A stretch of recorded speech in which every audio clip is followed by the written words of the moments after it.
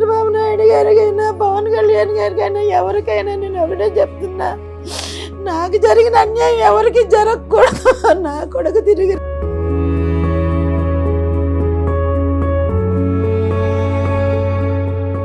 బీచ్లో బెంచెస్ ఉంటాయి కదా, రిలాక్స్ అయ్యే బెంచెస్, దాని మీద పడుకోబెట్టేసి ఆ బెంచ్తో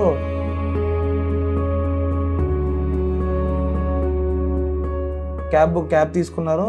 క్యాబ్ నుంచి హాస్పిటల్కి వెళ్ళే దారిలోనే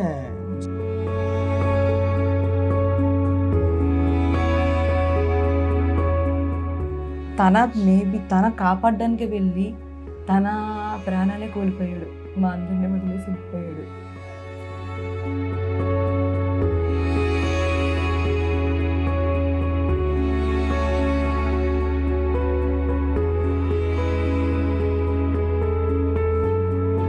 మా పిల్లలు ఫస్ట్ నన్ను అమ్మ అని కూడా లేదు, వాళ్ళ నోట్ల నుంచి వచ్చిన మాట బాబాయ్. మా ఇద్దరు పిల్లలకి అసలు నా ఊహ తెలియకుండా చనిపోయాడు. వాళ్ళిద్దరికి బాబాయ్ అంటే ఎంత ఇష్టం.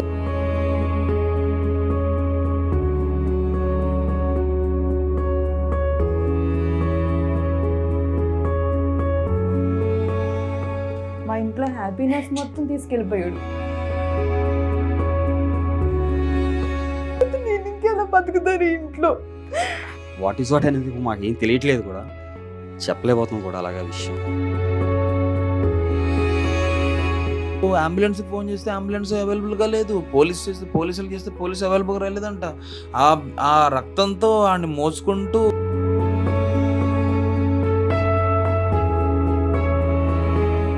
Welcome to S4 media. నేను మీ రేఖ.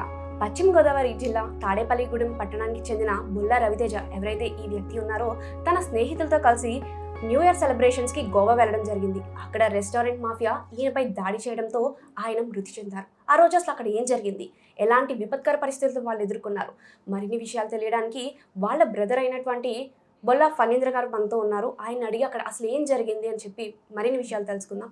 నమస్కారం అండి. అసలు ఆ రోజు ఏం జరిగింది? వీళ్ళంతా న్యూ ఇయర్ సెలబ్రేషన్ కోసం వెళ్ళారు. వెళ్ళిన తర్వాత రూమ్కి వెళ్ళిన తర్వాత ఆఫ్టర్నూన్ ఎప్పుడో దిగారంట. దిగిన తర్వాత రూమ్ 4 o'clock చెక్-ఇన్ అన్నారు. చెక్-ఇన్ చేశారు. ఈవినింగ్ 4 o'clock చెక్-ఇన్ చేసి లగేజ్ అంతా పెట్టుకున్నారు. పెట్టుకుని అక్కడ నుంచి కాలింగట్ బీచ్కి వెళ్ళారంట. బీచ్ దగ్గరలోనే రిసార్ట్ అయితే తీసుకున్నారంట. సీ షైన్ సంథింగ్ ఏదో రిసార్ట్ తీసుకున్నారని తెలిసి నాకు. అక్కడ నుండి వీళ్ళంతా బీచ్కి వెళ్ళారు. బీచ్కి వెళ్ళి కాసేపు అక్కడ ఫొటోస్ అవి దిగడం, లైట్ అక్కడ అటు ఇటు తిరగడం, అక్కడ ఏం జరిగింది మనకు తెలియదు. చెప్పడం నాకు వాళ్ళు ఇంటికి వచ్చి చెప్పిన తర్వాత వాళ్ళు చెప్పింది చెప్తున్నా. సో ఏంటంటే అయిన తర్వాత ఇంకా రూమ్కి వెళ్ళే ముందు ఇంకా ఫుడ్ తీసుకుందామని చెప్పి 12 o'clock ఆ టైంకి వెళ్ళారంట. రెస్టారెంట్కి వెళ్ళేసరికి ఆల్రెడీ కొంచెం ఫుడ్ ఆర్డర్ ఇచ్చాము మేము. ఆర్డర్ ఇచ్చిన తర్వాత కొంచెం 2-3 తినేసాము. రిమైనింగ్ వాళ్ళు కూడా వచ్చి ఇంకా ఎక్స్ట్రా ఫుడ్ కోసం ఆర్డర్ చేస్తే ఫుడ్ లేదని చెప్పి అన్నారు. ఎంతమంది వెళ్ళారు అసలు? 8 members వెళ్ళారు. 5 అబ్బాయిలు 3 అమ్మాయిలు. ఫుడ్ ఇంకా హోటల్ క్లోజింగ్ టైం ఇది. ఫుడ్ అయితే లేదంటే సరే వీళ్ళు ఏంటంటే కావాలంటే ఎక్స్ట్రా పే చేస్తామేమో, డబుల్ పే చేస్తాం అది చెప్పి అన్నారంట. వీళ్ళే చెప్పారు ఎక్స్ట్రా పే చేస్తామని. ఇవ్వండి ఇంకా అంటే అప్పటికే ఆల్రెడీ పక్కన ఉన్న హోటల్స్ అన్ని క్లోజ్ అయిపోయినాయి. ఉన్నది ఇది ఒకటే అంట. ఇది ఒకటే ఓపెన్లో ఉండేసరికి ఇంకా అడిగారంట ఎక్స్ట్రా పే చేస్తాం కావాలంటే. ఇది అనేసరికి వాళ్ళు ఇంకా వచ్చారు. ఫుడ్ అయితే లేదని చెప్పి అన్నారు. అన్న తర్వాత బిల్ అయితే తీసుకొచ్చారంట. ఫుడ్ లేదని అనేసరికి అయిపోయింది ఎక్కడదో. బిల్ తీసుకొచ్చేసరికి వీళ్ళు తిన్న ఫుడ్కి డబుల్ ట్రిపుల్ అమౌంట్ ఏదో వేసాడంట. వేసేసరికి ఇదేంటి మేము ఎక్స్ట్రా ఫుడ్ కూడా మేము లేదన్నారు కదా, మేము తిన్నదానికి ఈ బిల్కి అసలు ఎక్కడ మ్యాచ్ అవ్వట్లేదు, ఇదేంటి ఎంత హై ప్రైజింగ్ ఉందని చెప్పి అడిగేసరికి మీరు టైంలో వచ్చారు, ఇది సర్చ్ ఛార్జెస్ ఇవన్నీ కూడా మీకు లేకపోయినా మేము సప్లై చేసాం, ఇది మీరు పే చేయాల్సిందే అని చెప్పి గట్టిగా సర్వర్లు అంతా అనేసరికి నువ్వెవరు చెప్పడానికి, నీ ఓనర్ రావడు, ఈ ఓనర్ని పిలువ అని చెప్పి వీళ్ళలో ఎవరున్నారో తెలియదు. హైదరాబాద్ నుంచి ఉన్న స్పందన అన్న అబ్బాయి కొంచెం నీ ఓనర్ పిలువ అంటే వీళ్ళెవరికి హిందీ రాదు. ఆ స్పందన అన్న అబ్బాయికి హిందీ వచ్చనమాట, తెలంగాణ. వాడే కొంచెం హిందీలో ఇట్లాగా నువ్వెవరో చెప్పడానికి నీ ఓనర్ని పిలువ అది అని చెప్పి అన్నాడంట. సో లోపల నుంచి ఓనర్ వచ్చాడంట. ఓనర్ వచ్చి నేనే ఓనర్ ఏంటి ఏంటి చెప్పండి అనేసరికి నువ్వు ఓనర్ అన్న టైప్లో హిందీలో తూ ఓనర్ క్యా సంథింగ్ ఏదో నాకు హిందీ తెలియదు అన్న టైప్లో అదనేసరికి వాడికి మరి ఎలా రూడ్గా కన్వే అయిందో ఏం తెలియదు. జనరల్గా తెలంగాణ అంటే కొంచెం ఇది ఉంటుంది కదా, లాంగ్వేజ్ అనేసరికి కొంచెం కొంచెం రూడ్గా కొంచెం ర్యాష్గా ఉన్నట్టు ఆ టైప్లో ఉంటుంది కదా. సో వాళ్ళకి ఏంటంటే అలా కన్వే అయినట్టు వేరేగా రూడ్గా చెప్పినట్టు నువ్వు ఎవడరా అన్న టైప్ కన్వే అయిందో తెలియదు. అనేసరికి ఏంటంటే అలా అన్నాను అంతే, వాళ్ళు అటాక్ చేయడం స్టార్ట్ చేస్తారు కర్రలతో. మీ తమ్ముడు ఎక్కడున్నారు? మా తమ్ముడు యాక్చువల్గా ఈ డిస్కషన్ అయినప్పుడు వీడు అసలు వీడు ఇన్వాల్వ్ అవ్వలేదు. వీడికి హిందీ రాదు. వీడు జనరల్గా మామూలుగా ఏంటంటే ఇంటికాడ కూడా చాలా సైలెంట్ ఉంటాడు. ఇంట్లో కూడా మమ్మీకి నాకు గొడవ అయినా, డాడీకి మమ్మీ ఏదైనా అనుకున్నా ఏమనుకున్నా సరే వీడు వచ్చి మధ్యలో అందరినీ కూల్ చేసి రిలాక్స్డ్గా ఎందుకమ్మా వాడు అంతేలే, డాడీ అంతేలే ఇంతేలే అన్న టైప్లో రిలాక్స్ చాలా కూల్గా ఉంటాడు.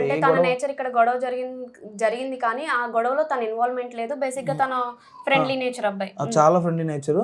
గొడవ అవుతుంది, వాళ్ళు అటాక్ చేయడం స్టార్ట్ చేశారు. అటాక్ చేయడం స్టార్ట్ చేసిన తర్వాత వీళ్ళకి ఏం చేయాలో తెలియక వీళ్ళలో ఒక అమ్మాయి, ఒక వర్షిని అనే ఒక అమ్మాయి మొబైల్ తీసుకుని వీడియో రికార్డ్ చేయడం, మేము కంప్లైంట్ ఇస్తాం అది ఇది అని చెప్పి ఇంకా అమ్మాయి కొంచెం గట్టిగా అరవడం. ఎన్ని వల్ల గొడవ ఇంకా రేజ్ అయ్యి ఇంకా కోపం వచ్చేసి అప్పటిదాకా 4 ఉన్న వాళ్ళు ఒక 10 మంది దాకా వచ్చేసి ఆ అమ్మాయి మీద అటాక్ చేయడం, అమ్మాయిని కూడా కొట్టడం జరిగిందని చెప్పి అన్నారు.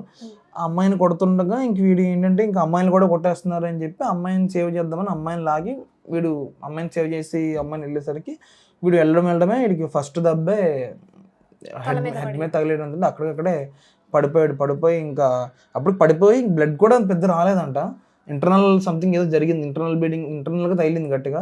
పడిపోయి ఇంకా కింద ఇలా వెళ్తున్నాడంట. వెళ్ళేసరికి ఇంకా మళ్ళీ బెంచ్ ఎక్కి బెంచ్ మించి కొట్టడం. కింద పడిపోయిన తర్వాత కూడా 10 మంది కూడా వీళ్ళకి దెబ్బలు తగిలేసినాయి. ఈ అబ్బాయిలకి మిగతా వాళ్ళు దెబ్బలు తగిలేసి కాల్ చేశారంట. పోలీస్ ఎవరు ఆ టైంలో రెస్పాండ్ అవ్వలేదంట. అంటే ఎవరు లిఫ్ట్ చేయకపోవడం, అంబులెన్స్ కాల్ చేస్తే అంబులెన్స్ నుంచి కూడా ఎటువంటి రెస్పాన్స్ రాలేదంట. ఆ కొట్టిన వాళ్ళు కానీ పక్క హోటల్స్ కానీ అంతా చూస్తున్నారు కానీ ఎవరు హెల్ప్ చేయలేదంట. వాళ్ళతో పాటు ఎవరైనా పక్కన పర్యాటకులు వేరే హోటల్స్ లో ఉండడం కానీ అందరూ చూస్తున్నారంట. వీళ్ళు ఇంకేంటంటే ఇంకెవరిని అడగాలి హెల్ప్ అనే తెలియట్లే, వీళ్ళే ఉన్నారు కదా. ఇంకా వీళ్ళు తేజ అని అరుస్తున్నారు. అరిచేసరికి ఆడు ఇంకా వీళ్ళు మరి కొడుతున్న టైంలో వీళ్ళు వాడిని కాపాడడానికి సేవ్ చేయడానికి వీళ్ళు వెళ్ళలేదా లేకపోతే వీళ్ళు వెళ్ళకుండా వాళ్ళు ఆపేశారా, వాడిని రౌండప్ చేసి వీళ్ళు వెళ్ళకుండా ఆపేశారా అనేది మనకు తెలియదు. వాళ్ళు ఏం చెప్తారు, వీడు వెళ్ళలేనంత వరకు అందరిది గొడవ. ఎప్పుడైతే వెళ్ళాడో వీడి మీద ఒక దెబ్బ పడి ఎప్పుడైతే సరెండర్ అంటే ఇక్కడ ఇంక డిఫెండ్ చేసుకునే ఇది లేదు. ఇంకా పడిపోయాడు. ఇంకా పడిపోగానే ఎప్పుడైతే పడ్డాడో ఇంకా అందరూ రౌండప్ చేస్తారు. అందరూ దట్టు ఇంకోటి ఏంటంటే వెళ్ళిన వాళ్ళందరిలో వీడే కొంచెం హైట్గా కొంచెం ఇదిగా ఉండి కొంచెం రఫ్గా ఉంటాడు. మనిషి చూడడం చాలా మంచిది కానీ వాడి డ్రెస్సింగ్ కానీ ఏదైనా వాడి స్టైల్ అని ఏదైనా సరే కొంచెం రఫ్గా ఉండి అందరిలో వీడే హైట్ ఉండి కొంచెం బలంగా ఉంటాడు. సో వీడినే వీడిని కొడితేనే వీళ్ళంతా భయపడతారని ఉద్దేశంతో ఏమన్నా కొట్టారో తెలియదు కానీ ఇక్కడ కొట్టిన తర్వాత కింద పడిపోయిన తర్వాత కూడా వాడిని వదలలేదంట. అందరూ ఇంక స్టిక్స్తో కొట్టేసి కాళ్ళతో తన్నేసి కడుపులో తన్నేసి ఇంకా చేసిన తర్వాత ఇంకా చేసేసి ఇంకా ఇలా వదిలేశారు. ఇంకా ఎవరో హెల్ప్ చేయలేదు. వీళ్ళు ఇంకా వీడియో తీస్తుంటే వాడు వీడియోలో కూడా నువ్వు తీసుకున్న టైప్లో ఇలాగా కొట్టినోడు ఆడు హోటల్ ఓనర్ కొడుకాడు, వాడే కొట్టింది మెయిన్. అసలు వాడే మెయిన్ అనమాట. ఇలా అనడం ఇంకా తర్వాత వీడికి ఒక పక్క బ్లీడింగ్ అయిపోతుంది. ఇంకా ఎవరు తీసుకెళ్ళడానికి ఎవరు లేరు. కొంచెం దూరం తీసుకెళ్ళారు కానీ నన్ను మొయిలైపోతున్నారు. అందులో బీచ్ అంటే కింద అంత శాండ్ ఎంత ఉంటుంది, మామూలుగానే మనం ఇండివిజువల్గా నడలేము మనం ఎవరి కాళ్ళు.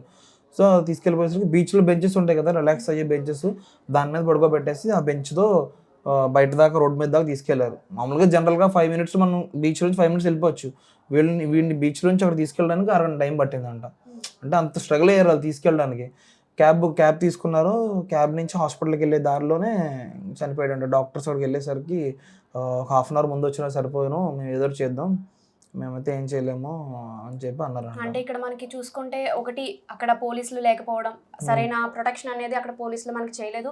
అలాగే మెయిన్ ఏదైనా ఎమర్జెన్సీ అయితే మనం అంబులెన్స్కి కాల్ చేస్తాం, అంబులెన్స్ వాళ్ళు కూడా రెస్పాండ్ అవ్వలేదు. కేవలం ఇంత గొడవ జరిగినా కూడా అంబులెన్స్కి కాల్ చేశారు, అంబులెన్స్ రాలేదు. దానివల్ల 1 అరగంట ముందు వచ్చినా పాప మా అబ్బాయి బ్రతికేవాడని చెప్తున్నారు.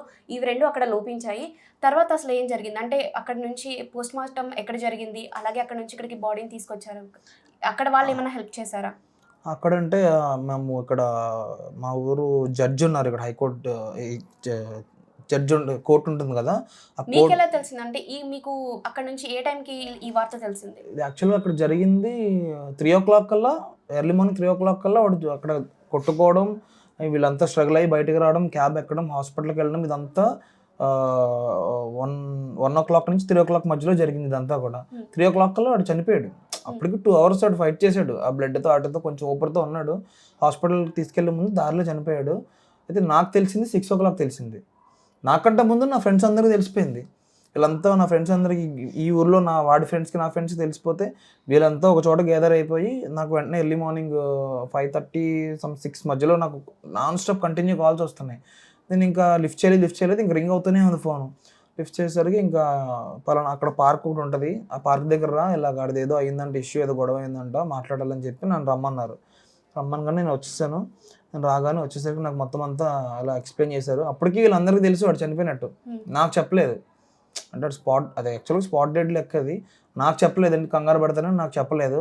నువ్వు వెళ్తావారా అంటే, నువ్వు అక్కడికి వెళ్ళాలి, మనం వెళ్ళి అక్కడ సైన్ చేస్తే బ్లడ్ రిలేషన్స్ ఎవరైనా బ్లడ్ రిలేటివ్ ఎవరైనా సైన్ చేస్తే అప్పుడు పోస్ట్ మార్టం స్టార్ట్ చేస్తారు అని చెప్పంటే నాకు పక్క జాండీస్. నాకు నేను కోర్స్ తీసుకున్నాను.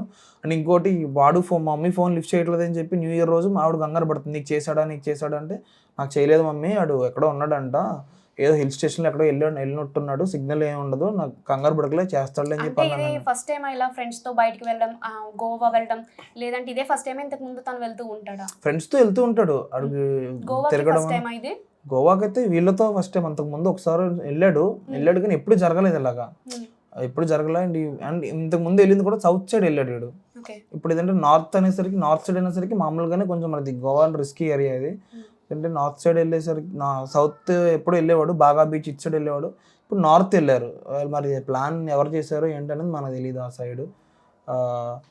అయితే వెళ్ళాడు, ఇంతకుముందు వెళ్ళాడు, తెలిసిన ఏరియానే, తెలియనిది అయితే కాదు కానీ వెళ్ళాడు. కానీ ఈ ఫ్రెండ్స్తో మాత్రం ఫస్ట్ టైం వెళ్ళాడు అనమాట. వీళ్ళంతా హైదరాబాద్లో, వీళ్ళంతా రూమ్మేట్స్, వీళ్ళంతా ఒక్కొక్కరు ఒక్కొక్క కంపెనీలో చేస్తుంటారు. హైదరాబాద్లో వీళ్ళంతా రూమ్మేట్స్.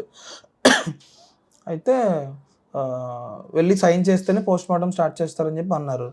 అనేసరికి ఇంకా మా మమ్మీకి అసలే ఫోన్ చేయట్లేదు అని చెప్పి డౌట్ ఉంది. ఇప్పుడు నేను కూడా జాండీస్తో నేను వెళ్ళి 2-3 రోజులు కనబడకపోతే వీడికి ఇంకా సంథింగ్ ఏదో అయ్యిందని చెప్పి తెలిసిపోతుందని చెప్పి వెంటనే మా బాబాయ్ అన్నాడు, మా డాడీ వాళ్ళ ఓన్ బ్రదర్ అనమాట, ఇక్కడే మా ఫ్రెండ్స్ని వాళ్ళ ఇంటికి పంపించి మా బాబాయ్కి ఫోన్ చేసి, ఇక్కడ రా బాబాయ్ అర్జెంటుగా అంటే ఇప్పుడు వచ్చాడు. వస్తే ఇక్కడ అంతా ఎక్స్ప్లెయిన్ చేసి, ఇలా కాదు ట్రైన్ టికెట్స్ ఏం లేవు ఇంకా, అప్పటికప్పుడు బాబాయ్కి ఫ్రెండ్కి ఫ్లైట్స్ బుక్ చేయించాను. ఫ్లైట్ టికెట్స్ తీసేసి ఇక్కడ నుంచి వైజాగ్ కార్ మీద పంపించాను. అక్కడ నుంచి మధ్యాహ్నం 12:50కి ఎంత ఫ్లైట్ అయితే పంపించాను. 4:30కి దిగాలి వాళ్ళు. 12:30కి దిగితే అక్కడ ఎక్కితే ఇక్కడ 4:30కి దిగాలి. ఏమైందంటే వైజాగ్లో ట్రాఫిక్ వల్ల ఫ్లైట్ మిస్ అయిపోయారు. కొంచెం అక్కడ వెళ్ళే టైంకి అక్కడ కొంచెం ట్రాఫిక్ సర్జ్ ఎక్కువ ఉండడం వల్ల ఆ ఫ్లైట్ మిస్ అయిపోయారు. మళ్ళీ ఫ్లైట్ మిస్ అయిపోయిన తర్వాత మళ్ళీ అక్కడ నుంచి బెంగళూరు నుంచి కనెక్టింగ్, మళ్ళీ అక్కడ నుంచి మళ్ళీ బెంగళూరు పంపించి, బెంగళూరు నుంచి మళ్ళీ గోవా పంపించాను. వెళ్ళేసరికి midnight 12:30 అయిపోయింది. 12:30 అయితే వీళ్ళు వెళ్ళేసరికి వాడేమో హాస్పిటల్లో, వీళ్ళంతా పోలీస్ స్టేషన్లో ఉన్నారు. వీళ్ళు తీసుకున్న రూమ్లో 12:30కి ఇంకా ఎవరు ఉండరు కదా, పోలీసులు ఎవరన్నా ఉండరు కాబట్టి వీళ్ళు వెళ్ళగానే ఇంకా వాళ్ళు తీసుకున్న రూమ్లోనే బాబాయ్ని నా ఫ్రెండ్ ఇంకా ఉండిపోయారు. తీసుకొని ఇంకా ఎర్లీ మార్నింగ్ ఇంకా స్టేషన్కి వెళ్ళారు. పోలీస్ స్టేషన్కి వెళ్ళగానే ఇక్కడ మేము హైకోర్టు కాదు, మన ఈ లోకల్ కోర్టు ఉంది కదా, కోర్టు జడ్జి వాళ్ళ రిలేటివ్స్ ఎవరో అక్కడ ఎస్ఐ అంట. సో ఇలా నా ఫ్రెండ్స్ ఏమో కోర్టులో చేసేవాళ్ళు ఉన్నారు నా ఫ్రెండ్స్. అట్లా అండ్ మా రీజనల్ ఎమ్మెల్యే, మా ఊరు ఎమ్మెల్యే బొల్సర్ శ్రీనివాస్ గారు ఉన్నారు కదా, వాళ్ళ సైడ్ నుంచి కూడా ఆయన కూడా ఎంపీస్తో వాళ్ళతో, ఈ గవర్నమెంట్ నుంచి అక్కడ సీఎంతో ఫోన్ మాట్లాడించడం, ఏం కావాల్సిన వాళ్ళు కొంచెం ఫాస్ట్గా చేయించండి, బాడీ ఫాస్ట్గా రావాలని చెప్పి ఆయన కూడా ఫోన్ చేయించి ఆయన హెల్ప్ చేశారు. అక్కడ ఎస్ఐ కూడా మా బాబాయ్ వెళ్ళేసరికి ఆయన స్టేషన్కి వచ్చేసి, మీకు ఏం కావాల్సిన అంటే NOC certificate, death certificate, embracing certificates ఏవో కావాలంట. సో అన్నీ కూడా ఆయన చాలా ఫాస్ట్గా చేయించి, ఇంకా మీ బాడీ అక్కడికి ఫ్లైట్ ఎక్కే వరకు నాది రెస్పాన్సిబిలిటీ, నేను ఏం కావాలో చేస్తాను, మీకు ఏం కావాలో చేయించుకోండి అని చెప్పి ఫాస్ట్గా ఆయన సపోర్ట్. కేవలం ఇదంతా మీకు పరిచయాలు ఉండడం వల్ల మీకు అక్కడ పని అంతా ఈజీ అయ్యింది. మీరు చెప్పారు, ఇప్పుడు మీరు అక్కడికి వెళ్ళేటప్పటికి ఎవరైతే మీ బాబాయ్ ఉన్నారో వీళ్ళందరూ వాళ్ళ ఫ్రెండ్స్, రవితేజ ఫ్రెండ్స్ అందరూ కూడా స్టేషన్లో ఉన్నారని అన్నారు. ఓన్లీ రవితేజ ఫ్రెండ్స్ స్టేషన్లో పోలీసులు పెట్టారా, లేదంటే కంప్లైంట్ ఇవ్వడానికి వెళ్ళారా? వీళ్ళు కంప్లైంట్ ఇవ్వడానికి వెళ్ళారు. వాళ్ళు ఎలాంటి చర్యలు తీసుకున్నారు? మరి అది మొత్తం ఎఫ్ఐఆర్, మొత్తం డీటెయిల్స్ అన్నీ తీసుకున్నారు. ఎఫ్ఐఆర్ అన్నీ చేసి స్పాట్లోనే ఒక 3-4 మెంబర్స్ని అరెస్ట్ చేశారు వాళ్ళు. చేసి ఇంకా వీళ్ళందరినీ డీటెయిల్స్ అన్నీ తీసుకొని ఇంకా పోస్ట్ మార్టం అయిపోయినాయి కదా, ఇంక బాడీని పంపించిన తర్వాత వీళ్ళని కూడా ఇంకా మీరు అవసరం లేదు, ఎఫ్ఐఆర్ అంతా అయిపోయింది కదా, రిపోర్ట్స్ అన్ని మేము మీ ఏరియాకి పంపిస్తాము అని చెప్పి, ఎప్పుడన్నా పిలిస్తే రావాలి, లేదంటే ఫోన్ చేస్తే లిఫ్ట్ చేయాలి, లేదంటే ఏమన్నా వీడియో కాల్ లాంటిది ఏమైనా చేస్తే మీరు అటెండ్ అవ్వాలి అది అని చెప్పి ఇంక వీళ్ళందరినీ పంపించేశారు. మీ తమ్ముడికి ఒక్కరికి ఇంత తన మరణంకి గురయ్యాడు, కానీ మీ వాళ్ళ ఫ్రెండ్స్ ఉన్నారు కదా, వాళ్ళకి ఎలాంటి దెబ్బలు తగిలి వాళ్ళ మీద కూడా అటాక్ అనేది జరిగింది? అమ్మాయిలకైతే కొట్టారు, అమ్మాయిలకైతే అంత హెవీ అటాక్స్ లాంటి సివియర్గా ఇంజురీస్ ఏం లేవు. అమ్మాయిలకి అంటే వీళ్ళు చెప్పిన దాని ప్రకారం అమ్మాయిలు అయితే పెద్ద ఏం చేయాల, అమ్మాయిల మీదకి వస్తుంటే వీళ్ళు డిఫెండ్ చేయడం సేవ్ చేయడానికి వెళ్ళి వీళ్ళు తగిలేసినాయి. మిగతా అబ్బాయిలకి అయితే ఈ చేతులకి ఇంకా కాళ్ళకి లోపల ఇక్కడ కొంచెం తగిలినాయి కానీ వీడికి బాగా వీడి తగిలిన దాంతో పోల్చుకుంటే 1% కూడా కాదు, అలాగే 1% 2% కూడా కాదు.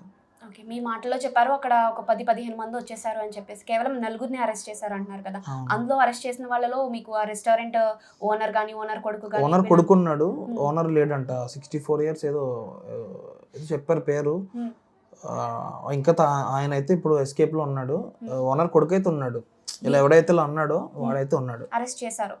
సో మిగిలిన వాళ్ళ మరి పరిస్థితి ఏంటి? ఎవరైతే వీళ్ళు దాడి చేయడానికి వచ్చారు కదా కర్రలతోటి, వాళ్ళ మీద ఎలాంటి సెక్షన్లు కేసులు పెట్టారు, వాళ్ళ మీద ఎలాంటి చర్యలు తీసుకుంటామని మీకు పోలీసులు ఇన్ఫార్మ్ చేశారా? అవన్నీ మాకేం తెలియదు అసలు, ఆ టాపిక్స్ అయితే మాకు ఏం తెలియదు అసలు. ఇంతమంది అరెస్ట్ అయ్యారు అని చెప్తున్నారు, మమ్మల్ని పంపించారు, తర్వాత మళ్ళీ అసలు మాకు ఏమి ఎటువంటి కమ్యూనికేషన్ వాళ్ళకి మాకు ఏం లేదు. మరి ఎఫ్ఐఆర్ రిపోర్ట్స్ అన్నీ కూడా పంపించారు, ఇక్కడ మన రీజనల్ పోలీసులు కూడా వచ్చి ఇట్లా అక్కడ ఎఫ్ఐఆర్లు అన్నీ చూసుకొని మా దగ్గర నిన్నటి నుంచి వస్తూనే ఉన్నారు, మన నైట్ నుంచి వస్తూనే ఉన్నారు, అవన్నీ కూడా డీటెయిల్స్ అన్నీ తీసుకుంటున్నారు. మరి ఏమవుతుందో తెలియదు. మరి ఆ గవర్నమెంట్ నుంచి అయితే మాకైతే ఇప్పుడు దాకా మళ్ళీ కాల్ కానీ ఏం లేదు. మరి పోలీస్ ఏమైనా ఉందేమో తెలియదు, కానీ మాకైతే ఎటువంటి ఇన్ఫర్మేషన్ లేదు.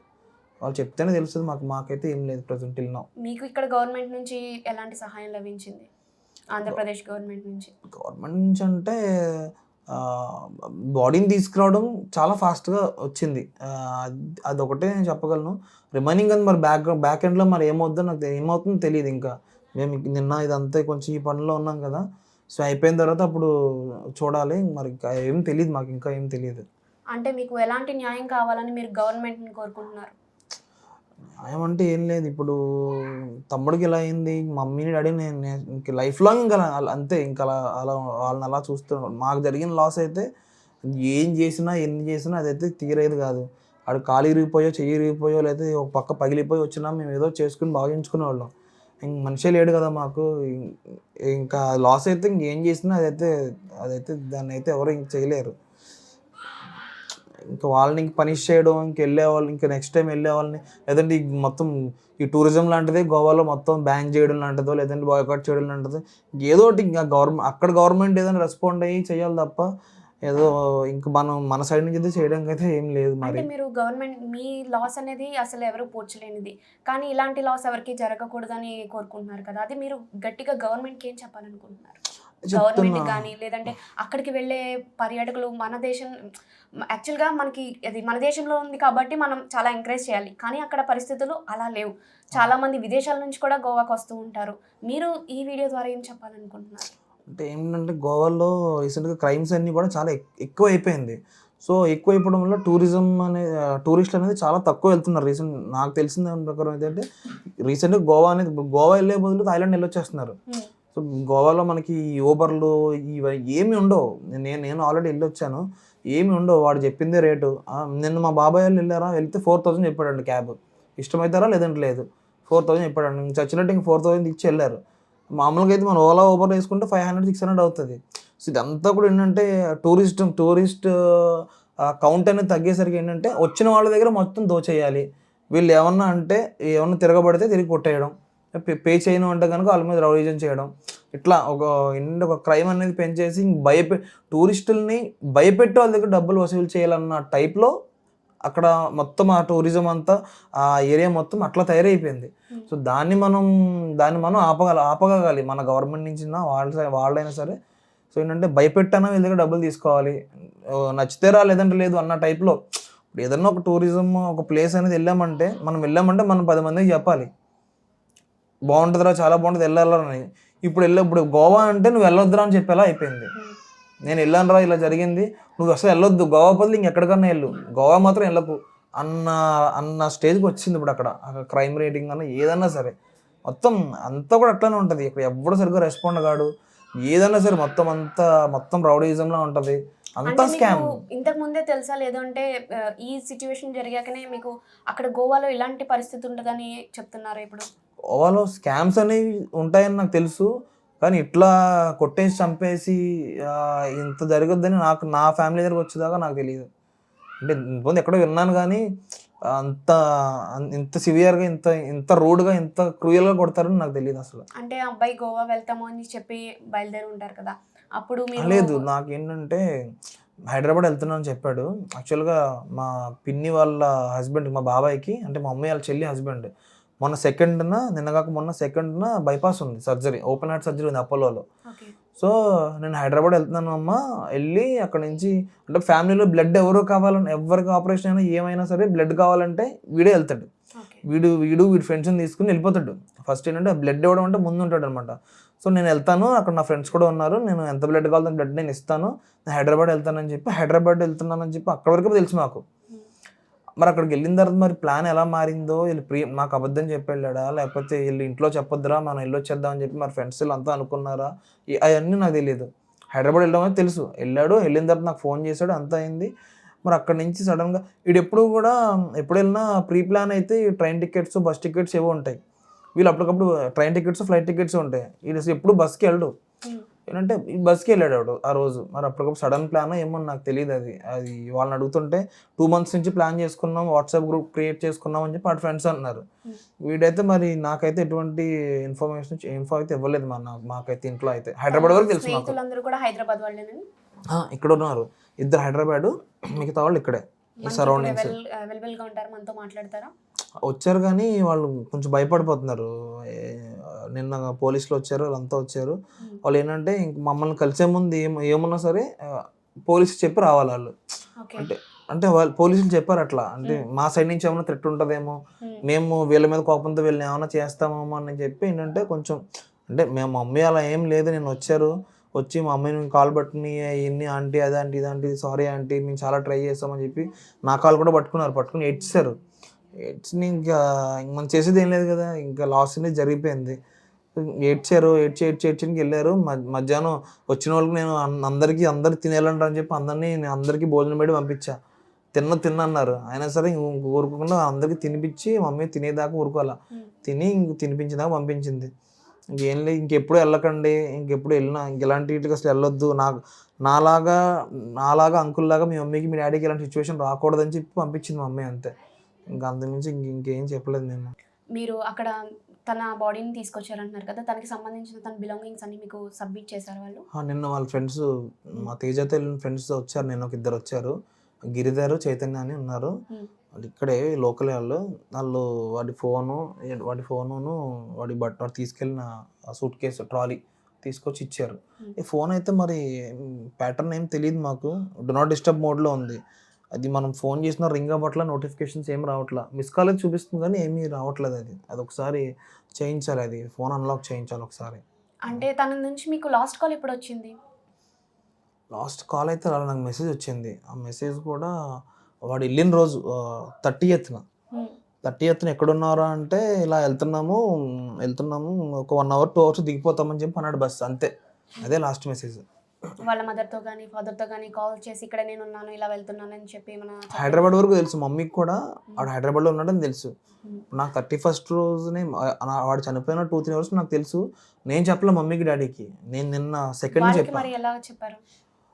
అది చాలా పెద్ద టాస్క్. అది ఇంక ఫస్ట్ ఏం చేశానంటే నేను డైరెక్ట్ చెప్పలేక మమ్మీ సిబ్లింగ్స్ ఉంటారు కదా, మా మామయ్యల్ని పెద్దమ్మల్ని అందరినీ హైదరాబాద్ ఎవరెవరు ఉన్నారు దూరం వాళ్ళు అందరినీ రమ్మన్నా. మమ్మీకి కొంతమంది 3-4 బెస్ట్ ఫ్రెండ్స్ ఉన్నారు, వాళ్ళకి చెప్పాను. నా బెస్ట్ ఫ్రెండ్స్ అంతా ఉన్నారు ఇక్కడ, మొత్తం అంతా చాలా ఫ్రెండ్స్ ఉన్నారు. అందరినీ పిలిచాను. ఆ టైంలో ఇంకేంటంటే డాడీకి హార్ట్ ప్రాబ్లం ఒకటి ఉంది, డాక్టర్ని కూడా పెట్టుకున్నాను కింద తీసుకొచ్చి. ఎమర్జెన్సీ ట్యాబ్లెట్స్ ఉంటాయి కదా స్ట్రోక్ రాకుండా పెట్టుకునేవి, ఆ ట్యాబ్లెట్స్ కింద డాక్టర్ని తీసుకొచ్చి అంటే చెప్పానంటే ఏమైనా అవ్వచ్చు కదా, అన్నీ తీసుకొచ్చి నేను పెట్టుకుని ఇంకా కూర్చోబెట్టి అప్పటికి మా మమ్మీకి అర్థమైపోయింది, మామయ్య వచ్చాడు ఏంటి, పెద్దమ్మాళ్ళు వచ్చారేంటి, ఏదో అయింది, నువ్వు దాస్తున్నావు అంటుంది. ఇంకా నేను ఫుల్గా ఓపెన్ అవ్వాలా. లేదమ్మా మనం విజయవాడ వెళ్ళాలి. ఆ రోజు నైట్ చెప్పాను నేను, 31st రోజు జనవరి 1 రోజు నైట్ చెప్పాను, ఇలా యాక్సిడెంట్ అయిందని చెప్పా. ఇలా కొట్టారు, ఇలా మర్డర్ జరిగిందని చెప్పలేదు. యాక్సిడెంట్ అయింది, ఇలాగా సివియర్గా ఇంజరీస్ జరిగింది, హెడ్ ఇంజరీ జరిగింది, కోమాలో ఉన్నాడు, ప్రజెంట్ ఐసీయూలో ఉన్నాడు. సో నువ్వేం కంగారు పడకు, నేను ఇప్పుడు ఫ్లైట్స్ లేవు, ఇప్పుడు నేను స్టార్ట్ అయిన అక్కడికి వెళ్తాను, అక్కడ దగ్గరికి వెళ్ళి నేను చూసుకుంటాను, ట్రీట్మెంట్ అంతా నేను చూసుకుంటాను, అక్కడ ఉండి హాస్పిటల్కి వెళ్తాను, గోవా వెళ్తాను నేను చెప్పా. అయితే నైట్కి సరే ఇంకోసేపు వాళ్ళకి అలా ఏడ్చేసి ఇంక పడుకున్నారు. ఇంకా వెళ్ళలేదంటే అడుగుతున్నారు, వెళ్తాను టికెట్స్ అవ్వట్లేదు, వెళ్తా అని చెప్పి అంటున్నాను. ఇంకా ఎర్లీ మార్నింగ్ 5 o'clock లేచిపోయారు. లేచి ఇంకా కాఫీ పెట్టుకుని ఆ టైం కాఫీ తాగుతారు 6 o'clock టైంకి. కాఫీ తాగిన తర్వాత ఇంకా నా ఫ్రెండ్స్ ఏమో నాకు ఫోన్లు చేస్తున్నారు, చెప్పావా బాడీ వచ్చేస్తుంది, 9 o'clock 9-10 మధ్యలో వచ్చేస్తుంది, మేము 6 అయిపోయింది, 3 hours గ్యాప్ ఉంది, నువ్వు సడన్గా చెప్తే మళ్ళీ వాళ్ళకి ఏమైనా అవుతుంది, అప్పుడు వీళ్ళని హాస్పిటల్కి తీసుకెళ్ళాలా, బాడీ అరగంట కన్నా ఎక్కువ ఉంచుద్దని చెప్పారు, వాడితో ఉండాలా, ఆడు కార్యక్రమం చేయాలా, వీళ్ళ హాస్పిటల్కి తీసుకెళ్ళాలి, నువ్వు రేట్ చేస్తే కుదరదు నన్ను నాకు వెనక నుంచి అది వాళ్ళు చెప్పిన కరెక్టే కదా, వాళ్ళు ప్రెషర్ పెడుతున్నారు. ఇంక అందరూ కూడా చెప్పే అంటున్నారు అనేసరికి ఇంక అందరినీ రమ్మన్నాను. వచ్చిన తర్వాత నేను ముందుగానే మమ్మీ ఇలాగ వెళ్దాము, గోవా నుంచి విజయవాడ తీసుకొచ్చేస్తున్నారు, మనం ఇక్కడ నుంచి కార్లో వెళ్ళిపోదాము, మీరైతే ఫస్ట్ టిఫిన్ చేసేయండి అని టిఫిన్ తెప్పించాను 6:30కి. ఫ్రెండ్స్ తెచ్చేసారు వీళ్ళు. టిఫిన్ టిఫిన్ తినిపించేసి ఫస్ట్ డాడీకి ఆ బీపీ టాబ్లెట్స్ ఇవన్నీ వేసేసా అంటే ఎప్పుడేం జరుగుతుందో తెలియదు కదా. బీపీ టాబ్లెట్స్ అన్నీ వేసేసిన తర్వాత అప్పుడు మా మామయ్య వాళ్ళు అంతా వచ్చారు.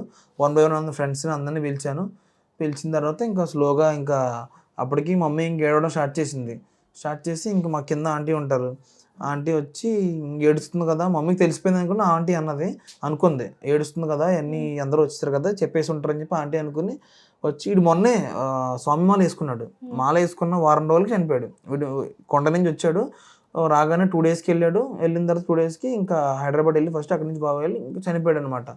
అయితే ఇంకా ఆంటీ వచ్చింది, ఇంకా ఏడవకండి, మా మమ్మీ దగ్గరికి వచ్చి ఇంక ఏడవకండి, ఇంక మొన్నే మాల వేసుకున్నాడు కదా, ఇంకా దేవుడే తీసుకెళ్ళిపోయాడు, నచ్చి ఉంటాడు బాగా తీసుకెళ్ళిపోయాడు అని చెప్పి అనగానే అప్పుడు మమ్మీకి అర్థమైంది దేవుడు తీసుకెళ్ళిపోయాడు అని ఆవిడ చెప్పగానే. ఆవిడ చెప్పింది కాబట్టి అప్పటికన్నా తెలిసింది, లేదంటే నేను ఇంకా డిలే నేను చెప్పలేకపోతున్నాను. ఎవరున్నా సరే ఎవరు చెప్పలేకపోతున్నారు అసలు, మా మామయ్య చెప్పలేకపోతున్నాడు, ఎవరు కూడా నా ఫ్రెండ్స్ కూడా ఎవరు చెప్పలేకపోతున్నారు. ఇంకా ఆంటీ వచ్చి అలా అనేసరికి ఇంకా నిజమా అని చెప్పి ఇంక మా మమ్మీ ఇంకా అక్కడి నుంచి ఇంకా కొలాప్స్ అయిపోయారు ఇద్దరు కూడా. అలా చెప్పాం అనమాట. మనం ఇప్పుడు రవితేజ వాళ్ళ ఇంట్లో ఉన్నాం. మనతో రవితేజ వదిన అయినటువంటి లక్ష్మీ ప్రసన్న గారు ఉన్నారు. ఆవిడని అడిగి తెలుసుకుందాం అసలు రవితేజ నేచర్ ఎటువంటిది, అసలు ఇంట్లో ఎలా ఉండేవాడు, ఫ్రెండ్స్తో ఎలా ఉంటాడు అని. అసలు రవితేజ అని మీకు ఎన్నెలుగా తెలుసండి? అంటే మీ ఫ్యామిలీ మెంబరే కానీ మీరు బయట నుంచి వచ్చారు కదా. నాకు 12 years నుంచి తెలుసు. నాది మా హస్బెండ్ది లవ్ మ్యారేజ్. సో చిన్నప్పటి నుంచి నాకు తెలుసు. తను ఏ రోజు నేను అసలు మరిదిలాగా అనుకోలే, తన నా ఓన్ బ్రదర్ లాగా అనుకున్నాను ఫస్ట్ నుంచి కూడా. ఎక్కడికి వెళ్ళినా నన్ను జాగ్రత్తగా తీసుకురావడం. హైదరాబాద్లో జాబ్ చేస్తున్నప్పుడు కూడా నా దగ్గరికి వచ్చి ఏం కావాలో నాకు అన్నీ కావాల్సినవి తీసుకురావడం, నన్ను ఎక్కడికైనా షాపింగ్ తీసుకురావడం, లైక్ నా బ్రదర్ లానే నాకు చాలా తోడుగా ఉండేవాడు. ఇంట్లో కూడా పెళ్ళి అయ్యాక మా పెళ్ళికి మొత్తం వెనక నుంచి ఫుల్ బ్యాక్గ్రౌండ్ సపోర్ట్ మొత్తం తనే చేశాడు. తర్వాత మా ఇంట్లో వచ్చిన దగ్గర నుంచి వెంటనే నేను ప్రెగ్నెంట్, నాకు ట్విన్స్ 2 పాపలు అనమాట. అప్పటి నుంచి నన్ను, మా 2 పిల్లల్ని, మా హస్బెండ్ని, మా ఫ్యామిలీ మెంబర్స్ని అందరినీ జాగ్రత్తగా చూసుకునేవాడు. మాకు ఏది కావాలన్నా వెంటనే ఏ టైంలో అయినా సరే, మిడ్ నైట్ అయినా ఏ టైం అయినా మాకు ఎనీ టైం ఏదైనా తీసుకొచ్చేవాడు వెళ్ళి. గొడవలకి అంటే అసలు ఇట్స్ ఇంపాసిబుల్. తేజ గొడవ అంటేనే అసలు కాదు. తను ఎంత సెన్సిటివ్ అంటే ఇంట్లో జస్ట్ చిన్న గొడవ వచ్చినా సరే తను ఇన్వాల్వ్ అయ్యి గొడవని స్టాప్ చేయడానికే ముందుకెళ్ళి ఆపుతాడు తప్ప, తన గొడవల్లోకి వెళ్ళాడు ఇలాగ కొట్టాడు అంటే నేనైతే నమ్మను. నేను తనని ఆల్మోస్ట్ 15 years నుంచి చూస్తున్నాను. ఇలాగ తన కాపాడడానికి వెళ్ళి తన ప్రాణాలే కోల్పోయాడు, మా అందరినీ వదిలేసి వెళ్ళిపోయాడు.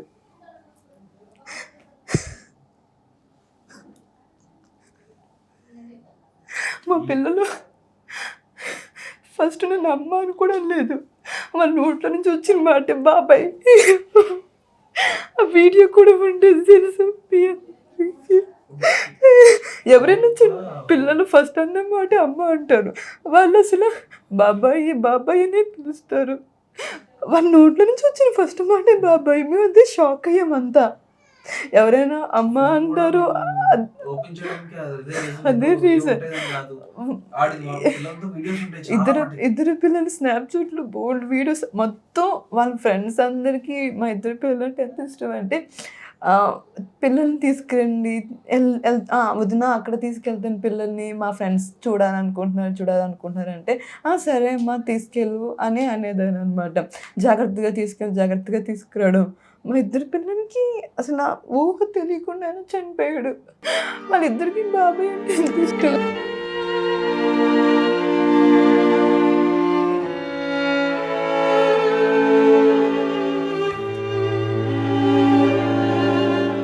అంటారు వాళ్ళిద్దరు. నిజంగా వీడియో ఉంది. అంటే మా ఫ్యామిలీ మొత్తం వీడియో పోస్ట్ చేసుకుంటే మేమిద్దరం ఉండలేకపోయాం అసలు. నాకు చిన్న చెత్తగా తెలిసినోడు కాదు, 15 years నుంచి తెలుసు. నేను ఇంత హ్యాపీగా పెళ్లి చేసుకొని తిని దగ్గరికి వచ్చినందుకు మా ఇంట్లో హ్యాపీనెస్ మొత్తం తీసుకెళ్ళిపోయాడు. నేను అసలు భరించలేకపోతున్నాను అసలు ఈ విషయాన్ని. నేను ఇంక ఇంట్లో ఎలా ఉండాలి? వీళ్ళందరి మొక్కలు నవ్వుతూ చూడలేను ఇంక నేను జీవితాంతం. నా బాధ మామూలు బాధ కాదు చెప్పాలంటే. నేను ఇంకా అందరూ అనుకోవచ్చు అమ్మ నాన్న అన్నయ్య వీళ్ళకి ఇంత బాధ ఉంది, వదినకి ఎందుకు ఇంత బాధ అని. నాకెందుకు ఉండదు? వీళ్ళందరూ ఆనందం చూసి నేను బతకాలి. వీళ్ళందరూ ఆనందంగా లేకపోతే నేను ఇంకెలా బతుకుతాను ఇంట్లో? వీళ్ళందరూ మాకు నవ్వే లేకుండా పోతుంది. నేను ఎలా చూసుకోవాలి వీళ్ళందరినీ? అసలు డైజెస్ట్ చేసుకోలేకపోతున్నా నేనైతే. హ్యాపీనెస్ మొత్తం తీసుకెళ్ళిపోయాడు. మనతో ఇప్పుడు రవితేజ ఫ్రెండ్స్ ఉన్నారు, వాళ్ళని అడిగి తను ఎలాగ ఉండేవాడు వాళ్ళతో తెలుసుకుందాం. మాతో మా తమ్ముడు చాలా సరదాగా ఉండేవాడు. మేమందరం ఒక 20 మంది కుర్రోళ్ళం. 25 సంవత్సరాల నుంచి ఏ గొడవ కానీ, మాలో ఏ గొడవ కానీ, ఏ ఇబ్బందులు కానీ, మేము ఎప్పుడు బయట వాళ్ళకి సాయం చేయడం, మా వైపు నుంచి మా కుర్రోళ్ళ తరపు నుంచి మా బయట వాళ్ళకి సాయం చేయడం తప్ప, అందులో కూడా చాలా చురుగ్గా మా తమ్ముడు పాల్గొనేవాడు. ప్రతి దాంట్లో కూడా ప్రతి మంచి కార్యక్రమంలో కూడా పాల్గొంటూ ఉండేవాడు. నాకు రవితేజ చిన్నప్పటి నుంచి లైక్ ఆడు 2nd class, వీడు కూడా ఒక 4th class. అప్పటి నుంచి కూడా నాకు చిన్నప్పటి నుంచి కూడా చాలా ఫ్రెండ్స్. నేను వాళ్ళ ఇంట్లో ఒక ఫ్యామిలీ మెంబర్గా ఉండేవాడిని. నేను ఒక ఫ్రెండ్గా కాదు, వీడు ఒక నా పెద్ద బ్రదర్ కింద, వాడొక ఫ్రెండ్. అలాగా ఒక చిన్నప్పటి నుంచి కూడా ప్రతి విషయం కూడా వీడితో చెప్పుకునేవాడిని. వీడితో చెప్పుకునేవాడిని.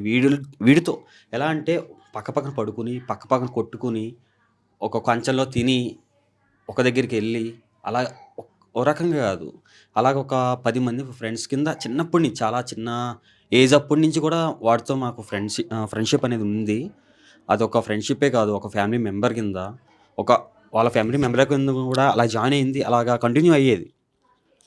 సో ఇలాగ జరగడం అనేది కూడా మాకు అసలు వాట్ అనేది మాకు ఏం తెలియట్లేదు కూడా, చెప్పలేకపోతున్నాం కూడా అలాగా విషయం. ఇప్పుడు మీరు గవర్నమెంట్ ఏం కోరుకుంటున్నారు? మీకు ఎలాంటి న్యాయం కావాలని మీరు కోరుకుంటున్నారు? న్యాయం అంటే మాకు జరగాల్సిన లాస్ అయితే జరిగిపోయింది. సో ఏంటంటే ఫర్దర్గా ఇలాంటివి జరగకూడదు. మామూలుగా ఇప్పుడు ఏంటంటే గోవా అనేది కంప్లీట్గా టూరిజం మీదే డిపెండ్ అయిన స్టేట్. అది కంప్లీట్ టూరిజం లేకపోతే గోవా ఇస్ నథింగ్. గోవా అనేది లేదు ఇంకా. నీకు దానికి జీడిపి కానీ ఏమి ఉండదు. Main only tourists.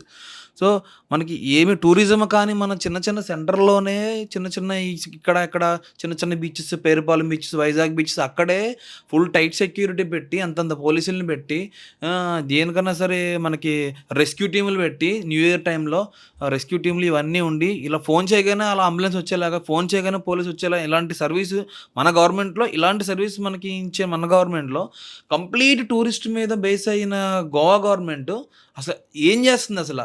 ఇప్పుడు మనకంటే ఎప్పుడో ఇలా అకేషనల్‌గా న్యూ ఇయర్ అప్పుడు ఇలాంటివి జరుగుతా ఉంటాయి.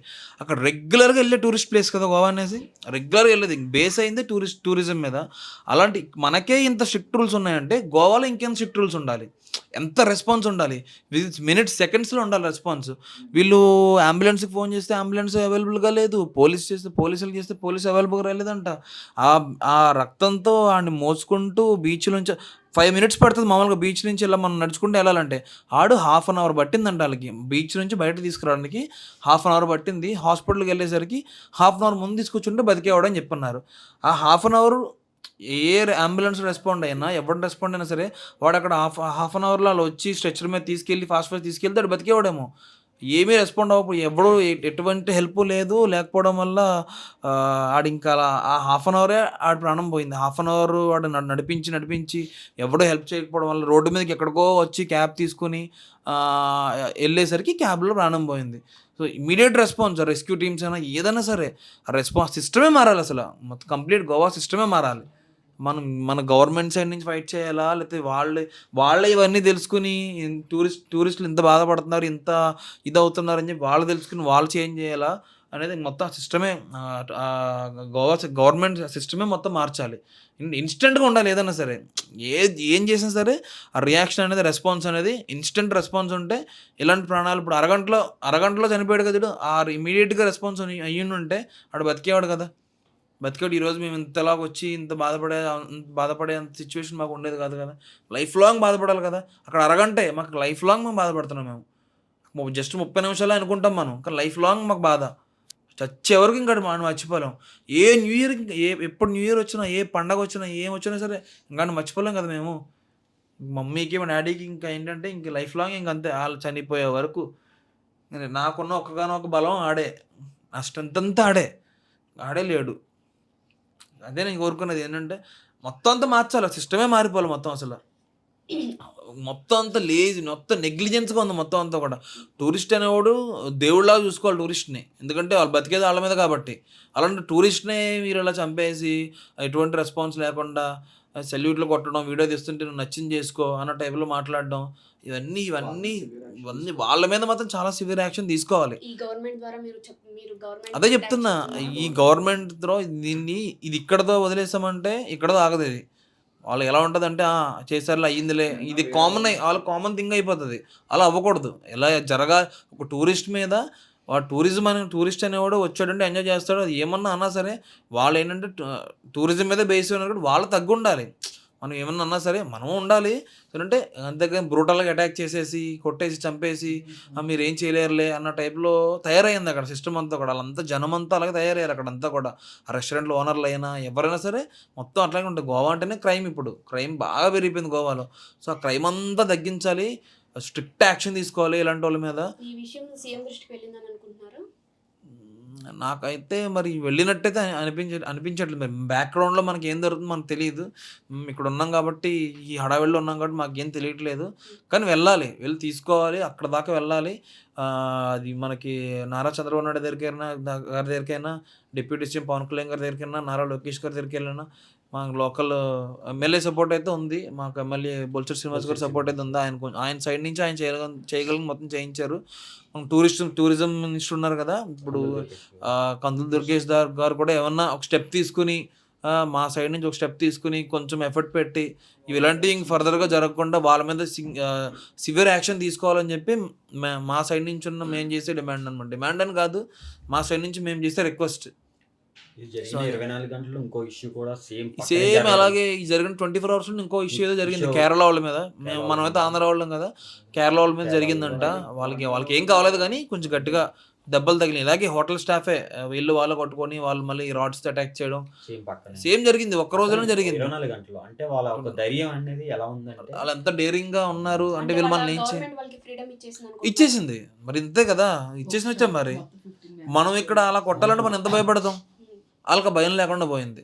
అది కూడా మనలాంటి వాళ్ళ మీద బతుకుతూ. మన టూరిస్టుల మీద బతికేదాళ్ళు. సో, ఏంటంటే అది మొత్తం మారాలి. అది మొత్తం ఇన్స్టెంట్ రెస్పాన్స్ ఉండాలి. వితిన్ సెకండ్స్‌లో ఉండాలి రెస్పాన్స్. సీఎం మాట్లాడింది కూడా ఏంటంటే హోటల్స్ బుక్ అవ్వట్లేదని. వాళ్ళ రెవెన్యూ అనేది కొలబరేట్ అయిపోతుంది. అంటే సో ఏమవుతుంది వాళ్ళే రెవెన్యూ కోసం వాళ్ళు ఏం చెప్తారంటే మన ఈ యొక్క అంటే hotels బయట book అయిపోయినాయి, అన్ని బాగుంది, అంత బాగుంది, ఏం జరగలేదు, ఏదైతే జరిగిన ఇష్యూ ఉందో మేము యాక్షన్ వాళ్ళు తీసుకున్నాం. ఏంటంటే కొంచెం ఫ్రస్ట్రేషన్లో ఉన్నారని నేను ఇప్పుడు ఏంటంటే ఎలా ఉంటుందంటే టూరిజం పడిపోతుంది. ఇప్పుడు గోవా వెళ్ళి వచ్చే బదులు థాయిలాండ్ వెళ్ళి వచ్చేయచ్చు అన్న టైప్లో ఉంది. థాయిలాండ్ వెళ్ళి వచ్చేసాను, నేను వెళ్ళిన థాయిలాండ్. గోవా వెళ్ళి వచ్చే బదులు ఫ్లైట్ టికెట్ ఎంత, Thailand up and down 13,000. Goa కూడా అలానే ఉంది.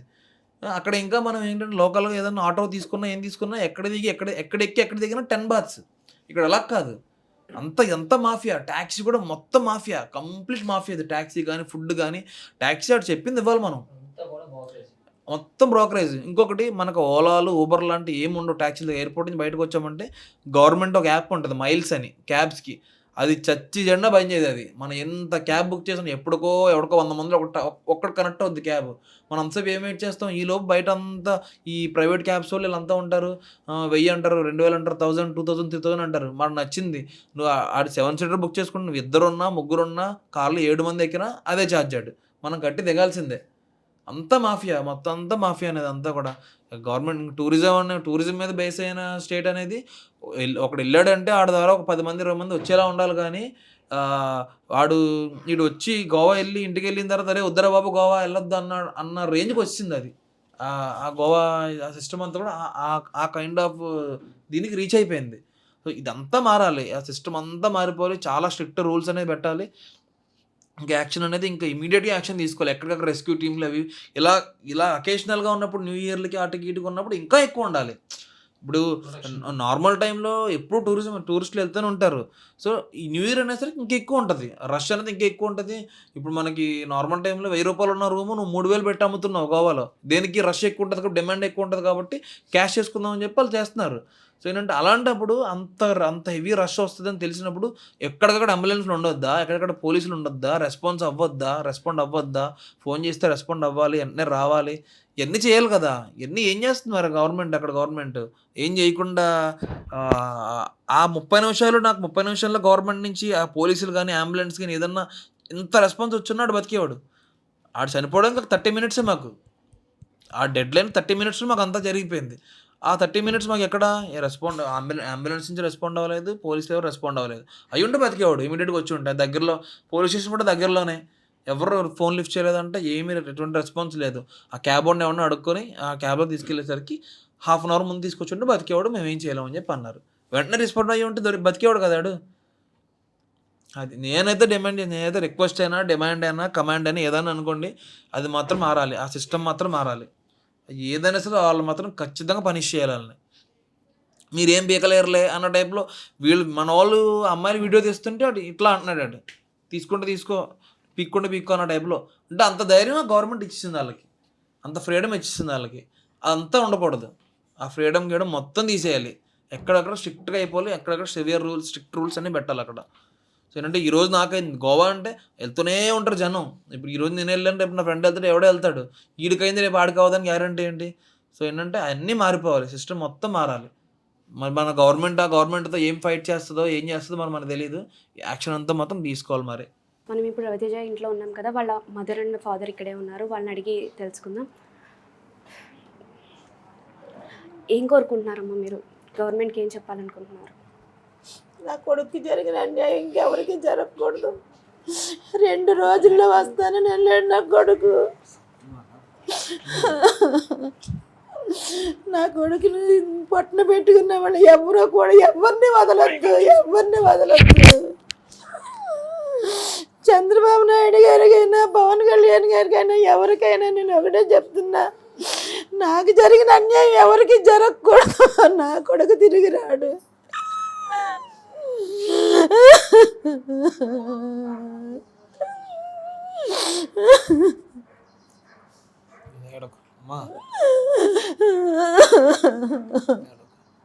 చూశారు కదా, ఇది రవితేజ వాళ్ళ ఇంటి దగ్గర ఉన్న పరిస్థితి. వాళ్ళ పేరెంట్స్ మాటలు, వాళ్ళ బ్రదర్ మాటలు, అక్కడ ఏమైందో మనం తెలుసుకున్నాం. అక్కడ గోవాలో పర్యాటక శాఖ ఎంత దిగజారిపోయిందో తెలుసుకుంటూనే ఉన్నాం. అక్కడ పర్యాటకులు ఎవరైతే వస్తున్నారో, మనం చూసుకున్నట్లయితే గోవాలో పర్యటన గత కొన్ని సంవత్సరాలుగా పడిపోతూ వస్తుంది. ఇప్పుడైతే విదేశాల నుంచి కూడా ఇక్కడికి రావడం మానేశారు. అక్కడ సెక్యూరిటీ వాళ్ళకి ప్రొటెక్షన్ అసలు లేనే లేదు, చాలా దాడులు జరుగుతున్నాయి. అంతేకాకుండా ఇది మనం ఈ ఒక్క సంఘటన గురించే మాట్లాడుకుంటున్నాం, కానీ ఇది జరిగిన 24 గంటలో అక్కడ మరొక ఘటన అయితే జరిగింది. కేరళలోని ఒక వ్యక్తికి కొంతమంది సిబ్బంది, అక్కడ ఎవరైతే హోటల్ మేనేజ్మెంట్ ఉందో ఆ హోటల్ వాళ్ళు ఎక్కడ మనుషులు పెట్టి వాళ్ళని కొట్టిచ్చేస్తున్నారు అని చెప్పి. అంటే పర్యాటక శాఖ అంటే డెవలప్ చేసుకుంటూ వెళ్ళాలి, కానీ వాళ్ళు ఇలాంటివి చేస్తూ ఉంటే అక్కడ పర్యాటక శాఖ ఎలా అభివృద్ధి చెందుతుంది అని ప్రశ్నిస్తున్నారు ఇక్కడ వాళ్ళైతే. అంతేకాకుండా అక్కడ పోలీసులు రక్షణ కల్పించాల్సిన పోలీసులు వాళ్ళ బాధ్యత చేపట్టలేదు. అలాగే అంబులెన్స్ లేవు. న్యూ ఇయర్ పూట ఎక్కడెక్కడి నుంచో వస్తూ ఉంటారు. ఆ పర్యాటక ప్రాంతం అని తెలియదా? మా తమ్ముడు పోలీసులు సరిగ్గా రెస్పాండ్ అయ్యి ఉంటే, అలాగే అంబులెన్స్ కరెక్ట్ టైంకి వచ్చి ఉంటే మా తమ్ముడు బ్రతికేవాడు. మా తమ్ముడిని ఇవాళ రవితేజని చనిపోయారని చెప్పి వాళ్ళ కుటుంబ సభ్యులు ఎంతో విచారణ చెందుతున్నారు. అలాగే ఈ రవితేజ మరణంతో మొత్తం తాడేపల్లిగూడెం పట్టణంలో విషాద ఛాయలు కప్పుకున్నాయి. తన డెడ్ బాడీ వచ్చినప్పుడు మొత్తం అంతా కూడా ర్యాలీ చేయడం అయితే జరిగిందనమాట. అంతేకాకుండా వీళ్ళందరూ కూడా ర్యాలీ ద్వారా #బాయ్కట్ గోవా అని చెప్తున్నారు. గోవా అంత సేఫ్ ప్లేస్ కాదు. గోవాకి పెట్టుబడి పెట్టడం అనేది, ఆ పెట్టుబడితో పక్కనే ఉన్న థాయిలాండ్ వెళ్ళిపోవచ్చు. మన దేశంలో ఉండే పర్యాటక శాఖని మనం అభివృద్ధి చేసుకోవాలి, కానీ ఇక్కడ పరిస్థితులు అలా అనుకూలించట్లేదు. పక్క దేశాలకి వెళ్ళి అక్కడ పక్క దేశాల్లో ఉన్నంత భద్రత మన దేశంలో మన ఇండియన్స్కి లేకుండా పోయింది. అక్కడ మేనేజ్మెంట్ అక్కడంత కర్రలతో దాడి చేసి ఒక వ్యక్తిని కొట్టి చంపేంత ఫ్రీడమ్ ఇచ్చేసిందా ఆ గవర్నమెంట్ వాళ్ళకి అని చెప్పేసి ఇక్కడ వాళ్ళైతే ప్రశ్నిస్తున్నారు. ఇక్కడైతే అసలు గోవా సేఫ్ ప్లేస్ కాదు, బాయ్కట్ గోవా అని చెప్తున్నారు. ఇలాంటి పరిస్థితి మరొకరికి రాకుండా ఉండాలని వాళ్ళ తల్లిదండ్రులు కానీ వాళ్ళ సోదరుడు కానీ కోరుకుంటున్నారు. ఇలాంటివి జరగకుండా ప్రభుత్వం చర్యలు తీసుకుంటారని చెప్పేసి, అలాగే నారా చంద్రబాబు నాయుడు గారిని, డిప్యూటీ సీఎంని, అలాగే పర్యాటక శాఖ మంత్రి కందుల దుర్గేష్ గారిని కూడా వీళ్ళు కోరుకోవడం అయితే జరిగింది. మరిన్ని అప్డేట్స్తో మళ్ళీ కలుద్దాం. అంతవరకు సెలవు.